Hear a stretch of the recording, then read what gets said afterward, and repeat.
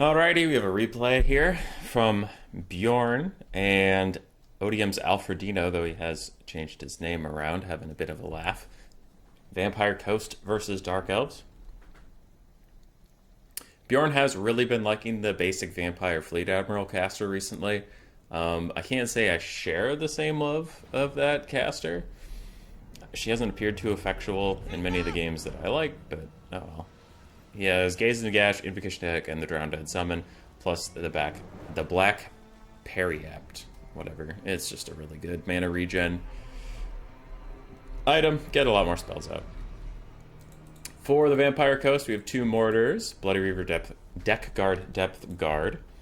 Then we have some zombies with polearms, some zombies with pistols, some zombies with bombs. Looks like 4 animated hulks, or just 3? Just 3. 2 direwolf dog things. Scurvy dogs. Wow, we're just killing it. Lamprey's Revenge as well, the Arrower crabs. Pretty standard coast build these days. The other side for the Dark Elves, we do have some harpies, one of which is the Crows of Cain ROR, 2 regular beside them. What do we have? Triple Witch Elf, Triple Witch Elf, Quadruple Witch Elf, wow. 4 Witch Elves, 5 Bleak Swords, 2 Shades, 1 Dark Rider, a Sorceress of Death with Fate of Buna and Spirit Leech, and then we have Malice Darkblade. If it's not Malekith, it's usually this guy.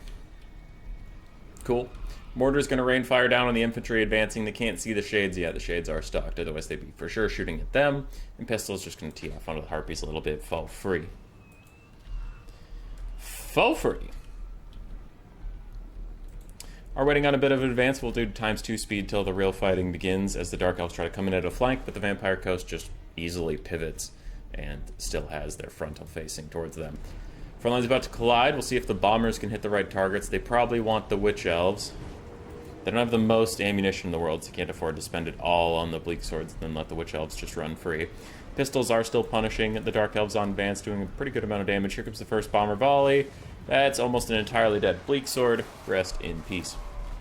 Now, unfortunately here, we do have some Bombers mixed in with Pistols, so they won't get off as effectual volleys. They'll kind of block themselves, but they still manage to kill a whole Bleak Sword and a little bit of a Harpy on their way in. So 2 of the Bleak Swords already pushed off. Elsewhere, Bleak Swords and Witch Elves are getting in there. They're countercharged by the Bloody Reaver Deck Guard and some animated hulks, but still, I think the Dark Elves will really favor that trade. And the only cab unit is diving through the front line, still trying to stop those Bombers from firing before the Witch Elves can get here, and the Witch Elves are indeed here. So the Harpies were used as just a bit of damage mitigation, but you can see those Bomber mobs on the side that aren't impeded just nuke down those Witch Elves. They're now going to fire at another Witch Elf, and if they get a volley off, that Witch Elf is going to disappear. Looks like they're not going to get a volley off. Oh, that's where this unit is. Okay, they're facing the wrong way. Well, the Witch Elves actually could have gotten in there and gotten some work done, but they didn't know, like I didn't know, if those Bombers would turn sideways. Things looking real rough for the Dark Elves on the start. Overall, this bottom flank is going okay for them, but the top area is a disaster, and even the Witch Elves running away are just punished by pistol mobs really heavily. Lamprey's Avenger chasing around Malice Darkblade. Dire Pack, whatever, Scurvy Dogs, fuck it. Are chasing around the Sorceress of Death. They will get decent damage out onto her. She only has 30 melee defense and like 40 armor. Her leadership actually goes negative for just a hot second right next to the edge of the map, which could have been a problem, but they are rampaged by the Witch Elves somewhere, somehow in the battle, and that might save the Sorceress's life. Maybe. Mortars, how are we doing? One is still healthy and firing, the other one is healthy-ish, but currently impeded just a little bit. So that's going okay for them. On the front line, Bombers still vibing, still relatively healthy. Pistols are trying to shoot into the Witch Elves past these Harpies. They might just want to shoot the Harpies right in front of them and save their little Bomber friends, while Lamprey's Avenger coming over to also help deal with those Witch Elves. Sorceress of Death did escape from the dogs. Now she's surrounded by random zombies, but I really won't do that much damage to her. So things looking still good for the Vampire Coast overall. A big Fate of Buna is going to hit the Bloody Reaver Death Guard, who are already in shot by Shades. So that'll actually be the end of that extremely elite unit. And the Vampire Caster was trying to duel with the Death Caster for just a second, but Malice Darkblade is going to change that. You can see immediately she gets move orders to run away. She wants none of that sauce. Balance power still getting better for the Vampire Coast over time. Some Bombers are escaping the big melee blob, trying to get out and fire in, but it looks like those Harpies aren't going to let them do so. Spirit Leech onto the Vampire Caster, and Malice is running around in circles. If he can ever figure out how to stop and turn instead of running and turning, he will do a lot of damage. It looks like he finally got one big shot in, maybe two considering her health. Both mortars are back online. Both mortars are firing. Looks like one of them has been firing at the Shades. This other Shade has managed to escape death so far. A second summon comes out while the first one is actually fading away pretty soon, so I guess that was just to keep pressure on. Bounce power's gotten a little better for the Dark Elves since we first checked in. The Witch Elves are a real staying force on the battlefield. Even after all that health is taken off of them, they are holding for a surprisingly long time, really grinding it out in melee, which the Coast is bad at. The Coast does a lot of blockers. They don't do a lot of damage in melee, so they will get ground down with the best of them. Basic zombie deckhand mob trying to run forward and save this mortar. Dark Riders could maybe be pushed off, but it looks like overall that mortar is just doomed, and the Crows of Cain are going to shut down the other one. Balance power is going much closer back to normal, to even, as these big mortar pieces are going to shut down. Like, they have a lot of ammunition left, so when they die, you can see the balance power has a pretty huge effect from them. Even as that one dies, all of a sudden the balance power is in the Dark Elf's favor. Also, the Vampire Fleet Admiral of Pistols is, quite low. That doesn't help their case at all. Animated Hulks chasing off some Witch Elves maybe could get us around on the Sorceress of Death, though there are Shades nearby that will punish them very quickly. Yeah, you can see that damaging fire is just taking them to town. Goddamn. So as an Animated Hulk dead, in the distance we have a Pistol Mob that is not a summon, it's fine. Lamper's Revenge is also fine.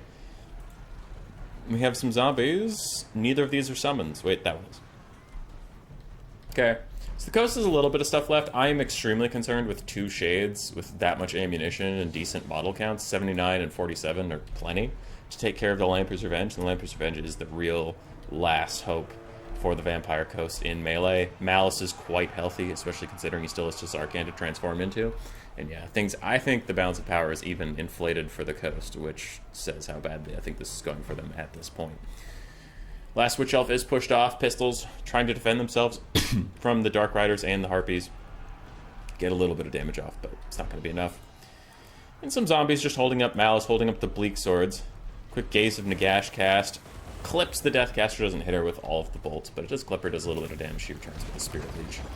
And the Lamper's Revenge is firing their shotguns at her to kind of deter her. Ooh, and a follow-up Overcast summon of the Pistol Mob. Probably going to shoot at her on her way out. She's plenty within their range, so they can get actually a lot of damage out here before she really gets to safety. But instead, they don't have attack orders yet.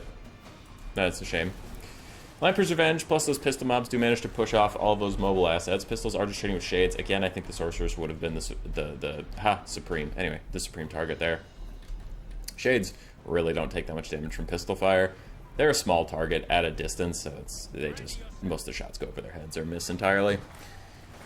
Lamper's Revenge, crabbing around, doing their best, as the Sorceress of Death is just going to wander straight in here. Now, the Shades are providing supporting fire, and they will do a lot of damage when these crabs kind of settle down and get into place. But still, that is a pretty expensive piece to sacrifice to hold these guys in place, just chucking the Sorceress of Death in here. Now, maybe she's running out of Winds of Magic and she's not that useful anymore. I don't know, but that seemed rather bold. Pistol Mob does have attack orders on the Shade. I think they have melee attack orders because they have Firewall moving, so this will keep them moving closer and closer to the Shades while still firing because they have Firewall moving. Pretty crafty stuff there, and the Shades actually just opt to turn around and come back into range with Lamper's Revenge anyway. They might just want to charge into melee with those Pistol Mobs because they will absolutely butcher the Pistol Mob in melee, and it's a summon, so they'll be just fine. They just don't want to get shot by its pistols over and over and over again. Another Spirit Leech comes in from the caster, who immediately routes after casting it. Just a little bit of trolling. And it is countered by an invocation of Heck and the Black Periapt.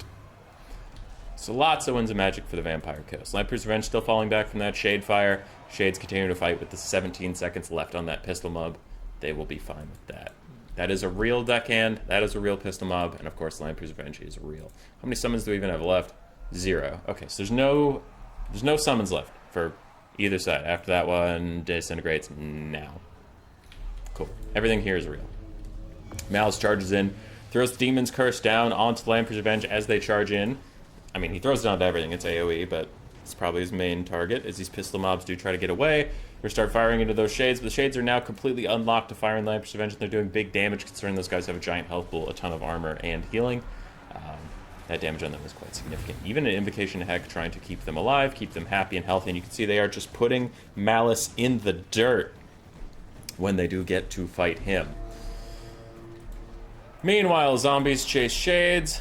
The last of the pistol mob is about to disintegrate any second now, but it is trying to occupy any of the Shades' time that it can. But man, those Shades are just deleting the Lamper's Revenge right now. Almost heal cap for those crabs. We do have a Deathcaster hidden in the woods. Vampire Coast is up on the Balance of Power. Balance of Power does not factor in that there is a full health, full healing cap to Zarkan hidden behind that Malice. So his healing cap and his low health do not matter nearly as much. Bleak Sword Shatter, more Bleak Sword Shatter.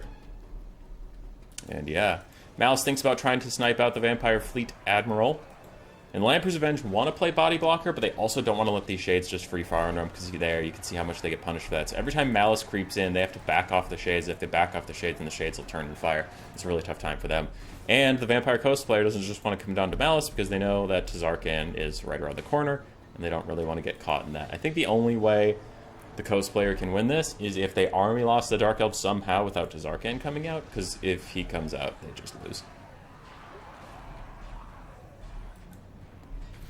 Shade still retreating. Malice doing his best. We do have a Gaze of Nagash. Overcast. Hits Malice in the face. 140 HP. He just starts the transformation as a bullet was about to tear into him. He transforms as the bullet hits, giving him a full health bar, and boom, army losses hits against the Coast. But that was really close, that Overcasted Gaze.